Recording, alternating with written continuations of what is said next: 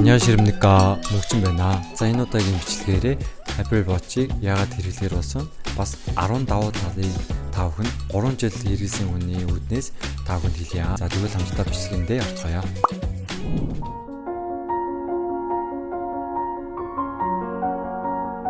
When you grow up, you tend to get told that the world is the way it is and you're технологи маш хурдтай хөгжиж байгаа энэ үед аналог цагаас илүү дижитал цагийг хүмүүс сүүлийн үед маш их түлхүү хэрэгжилж байна. Аналог цаг нь болохоор цагаа гаргаж зориулагдсан бас он сар өдөр эсвэл зэрүүлэг байдаг ч юм уу. Энэ зүйлсүүдээс илүү нэмж илүү үйлдэлүүд байх боломжгүй. Яг усны хамгаалттай ч юм уу эсвэл маш удаан жил олон жил ашигладагаараа давуу талтай. Харин дижитал буюу бидний хэрэглэдгээр ухаалаг цагуудыг болохоор сүүлийн үед хүмүүс маш их ашиглаж байна. Механик цагаас энэ дижитал цаг юунд давуу талтай вэ? Юунд давуу талтай? Цаг ирчиж гэн, мессеж үчиж гэн. Мессеж яаж? За юм зөөгөл явж байгаа гутал ингээл уцаа авах чадахгүй үедээ шүү дараал. Зүйлсэн давуу тал чи юу юм? Яагаад ийм Уцаар ирж чинь, цаг авч чинь, мессеж уншиж чинь. мессеж уншиж байна? Тий. Мессенжер энэ үү? Мессеж. За өөр давуу тал уцаар ирж байгаа. Зүрх мөхөө чинь гүүн тэгээ. Зүрхээ. За өөр.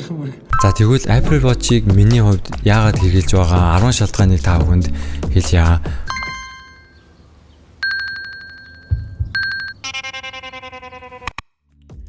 Дэлхийн эрүүл мэндийн байгууллагаас хүн удаан бас эрүүл амьдрахад хамгийн чухал 3 зүйлийг баримтлаад хэмжээд бас сахиад амьдрах юм бол хүн удаан бас эрүүлээр амьдрах боломжтой гэж их зөвлөж байгаа. Хамгийн эхнийх нь болохоор нойр, хоёр дахь нь болохоор хоолот, гурав дахь нь болохоор биеийн тамир буюу дасгал хөдөлгөөн байгаа.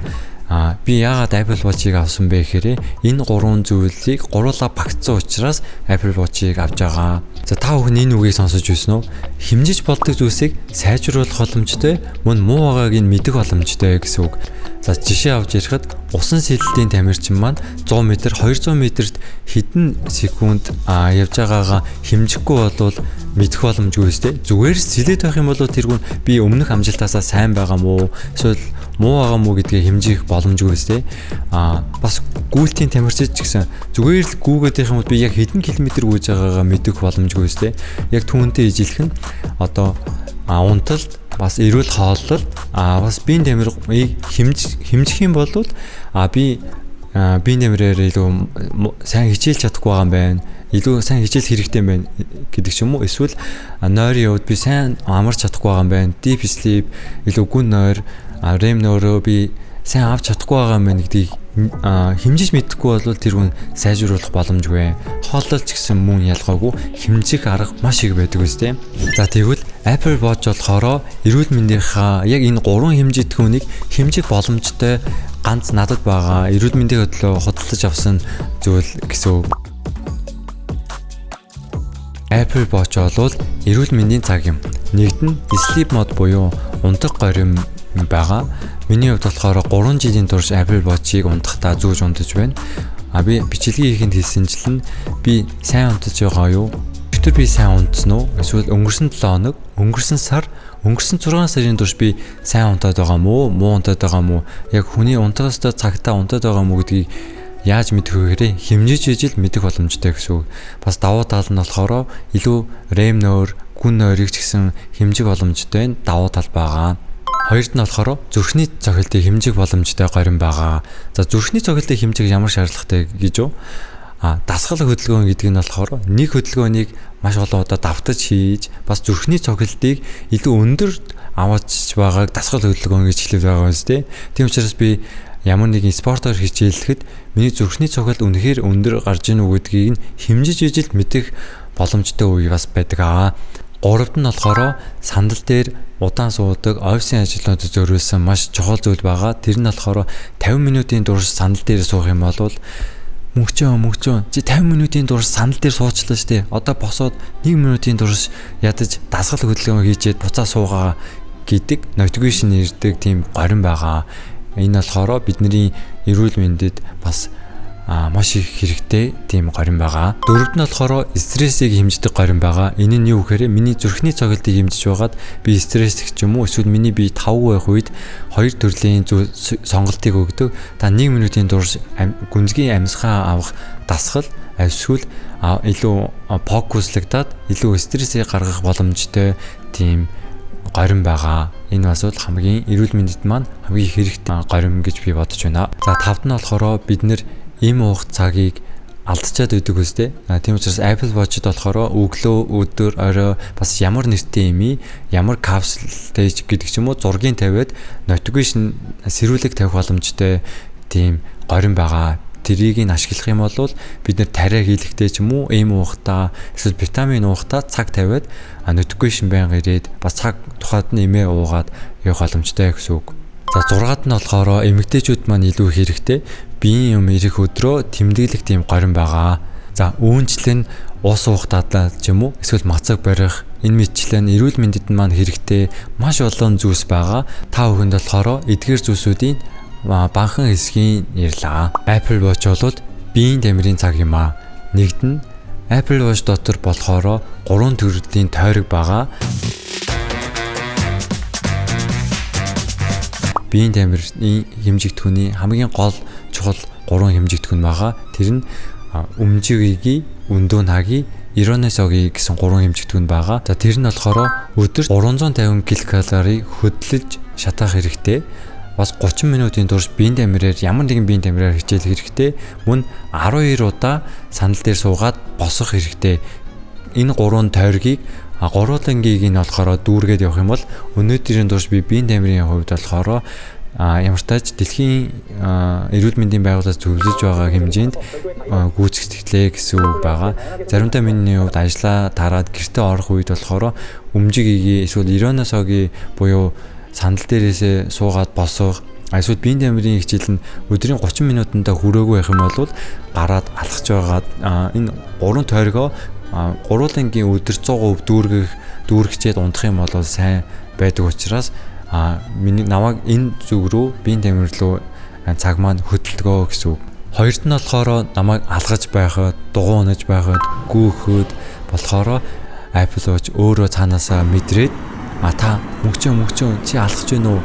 Одоо 15 минут алхсан байна. Чи үргэлжлүүлээд алхах юм уу гэдэг notification ирдэг байгаа. Дугуй унаж байх үед ч гэсэн мөнгчөө чи одоо дугуй унаж байна мөн үү гэх notification ирээд бас би хэр хэмжээнд дугуй унсан, хэр хэмжээнд хэдэн минут алхсан, бас хэдэн килокалор шатаасан, бас миний газрын зургийг харуулж ирдэг тийм горин байгаа.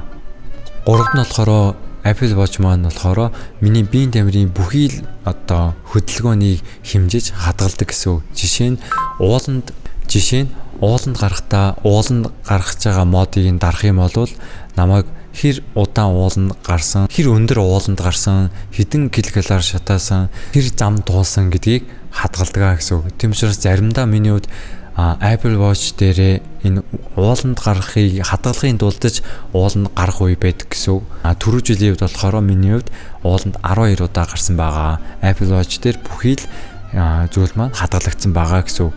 За дөрөвд нь болохоор гүйлтийг хэмжих боломжтой байгаа.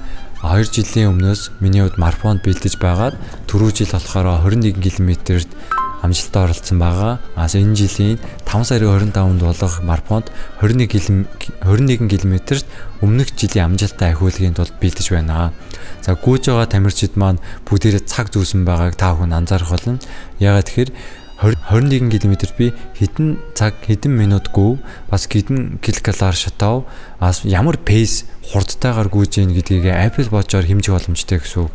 Бас нэмэлтээр Nike Running Club гэдэг аппликейшн байгаа. Дэлхий дээр байгаа бүхий л гүйдэг тамирчид маань өөрсдийнхөө гүйдэг амжилтыг болохоор хадгалдаг тийм аппликейшн байгаа. болохоор энэ жилийн зорилго маань 250 км-аас дээшээ гүйсэн хүмүүс маань ногоо өнгө рүү ордог тийм медаль авдаг байгаа. Одоо 230 км гүйсэн байгаа. Тийм учраас энэ жилийн хувьд болохоор 250 руу орох амжилтаа ахиулах тийм төлөвлөгөөтэй байгаа.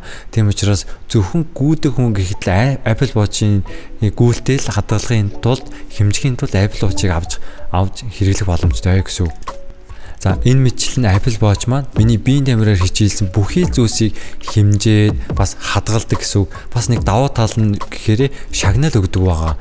Одоо энэ 7 хоногийн турш би өндөө хагийг гэдгийг өдөр 7 хоногийн туршид бүгднгийг нь дүүргэх юм бол 7 хоногийн турш та дүүргэлээ гэсэн медаль өгдөг. Бас ууланд алах юм бол бас дугуй унах юм бол алах юм бол гүүх юм бол бүхий л биеийн дамирт маань надад шагнал өгөөд бас notification буюу та биеийн дамираар хичээл хэрэгтэй гэсэн тийм санамжийг ч гэсэн явуулдаг. Тийм учраас Apple Watch бол яхааргүй биеийн дамирынхаа төлөө авах ёстой цаг юм аа. Орлож байгаа цагаа багасгамаар байвал та Apple Watch-ыг аваарай. Энэ нь ямар учиртай вэ гэхээр бид нэр утсан дээр notification маш их ирдэг. Notification ирэх болгонд болохоор утсаа нээгээд notification-ыг хараад зогсдгүй үстэй. Нэг мессенжерээр чат ирэх юм бол мессенжерээ чатаа уншичаа цаашаа Facebook ороод энэ мэтлэн notification ирэх болгонд утсын хэрэглээ, утсаа оролдох хэрэглээ маш их ихсдэг гэсэн үг. Apple Watch дээр notification ирэх юм бол хязгаартай гэсэн үг. Мессеж эсвэл ямар нэгэн notification ирэх үед notification-ыг хараад цаашаа илүү гүнзгийрэх боломжгүй. Мөн ямар ч үед notification-ыг алдахгүйгээр мэдэх боломжтой гэсэн үг. Messenger, каталог ямар нэгэн notification-ыг алдахгүйгээр хурдан хугацаанд харах боломжтой байгаа. За Apple Watch-ийн давуу тал нь дизайн юм. Apple Watch-ийн бэндийг болохоор олон төрлийн өнгөөр худалдаад авчих юм бол би өөрийнхөө өмсөж байгаа хувцастаа спортын хувц юм уу, эсвэл албаны хувц юм уу, өөрсдөө өмсөж байгаа хувцастаа өнгийг юм уу тохируулаад солиод зүгөө явах боломжтой. Мөн Apple Watch-ийн Pace одоо нүүрэн зургийг ч гэсэн маш олон төрлөөр солиод явах боломжтой учраас тэр нь бас хамгийн best байгаа. За дараа нь бол утсаар ярих боломжтой байгаа. Миний утас маань надаас хол байх юм бол Apple Watch-аас дуудлага хүлээн аваад утсаар ярих боломжтой гэсэн. За дараагийн давуу тал болохоор таймер бас сэрүүлэг нүгээр best байгаа.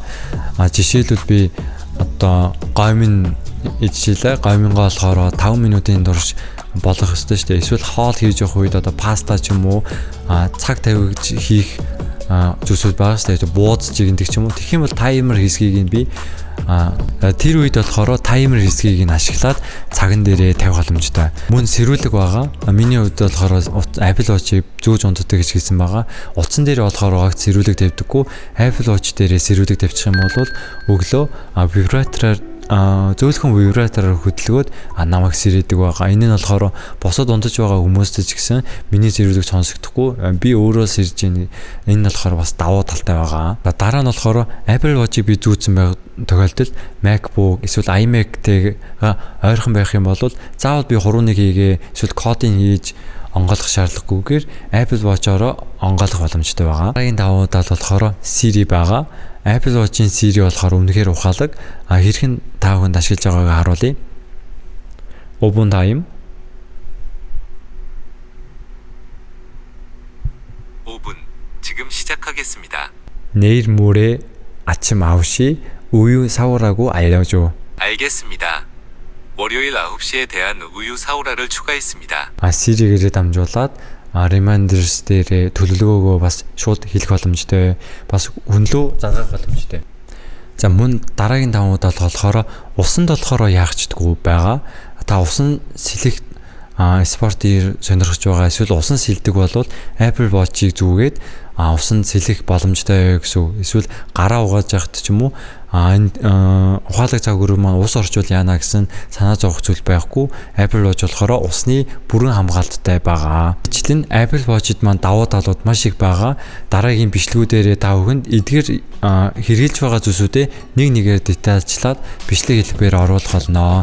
За та бүхэнд би Apple Watch-ыг аваарай гэж сурчилж байгаа юм биш. Миний хувьд ажил хийгээд одоо 6 жилийн турш ажил хийж байгаа. Тийм учраас оюутнуудын хувьд болохоор юм үнэтэй зүйлийг авах шаардлагагүй байх гэж бодож байна. Гэхдээ ажил хийж байгаа таны хувьд болохоор эрүүл мэндэд үнэхээр анхаардаг бол Apple Watch-ыг заавал аваасай гэж хүсэж байна. Миний хувьд болохоор эрүүл мэндийнхээ төлөө хөрөнгө оруулалт хийж байгаа ганц зүйл гэвэл Apple Watch байна. За тэгвэл бүгдээрээ дараагийн бичлэгээрээ уулзцаая. Баяртай. Bye. За өнөөдөр болохоор Сүмийнхаа кофе шопын хэсэг дээр болохоор бичлэг хийж байна. гоё байна. Гэрлэн ч гэсэн. За энэ гэрэл болохоор энэ ширээний гэрэл ахгүй юу? Ширээний гэрлэлний гэрлийг нүрлүүгээ тусгаад лайт юм болгож ашиглаж байгаа гэсэн. Тэгээ сая энэ бичлэг нь болохоор харанд байн горчоо шиг боллоо. За баяртай.